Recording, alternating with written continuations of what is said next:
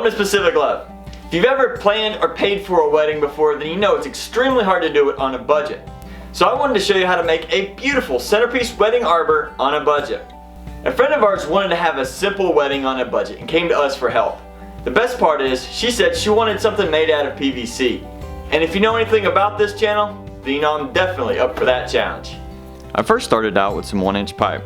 Knowing the groom is about 6 feet tall, I wanted the total height to be a little over his head. So I started with cutting the pipes to just over 6 feet tall. Adding this to the fitting size will add enough clearance for everyone's height. Next up were the footers. They needed to be stable, but also fairly small. I started with the T-connector and then added a 5-inch pipe to each side. Then another T,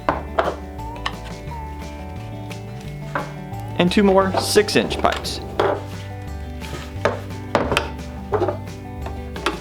I also added some end caps to stabilize the ends. The result looks like an H, but it is stable.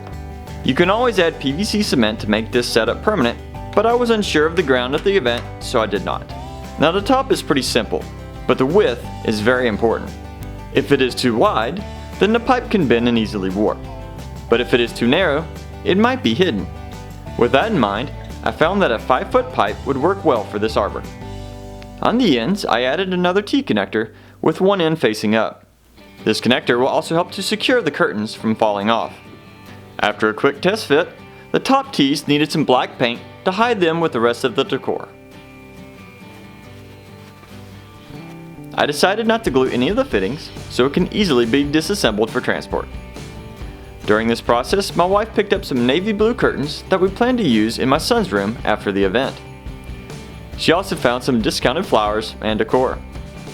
The project also needed a few wood logs to go with the theme. Fortunately, we had a fallen tree and I was able to cut it to size. And here's the result. The setting of the wedding was in an old barn, so the country theme was perfect. Since the special day turned out to be real windy, some tape was added to the backside of the curtains just as a precaution. The project was a complete success, and the wedding turned out to be beautiful. I give full credit to my talented wife for the awesome decorating choices. She made this look great. So that is how to still have some great wedding decor on a budget. If you enjoyed this project, make sure you hit the like button, tell us what you think about it in the comments, and I hope you get a chance to have fun building.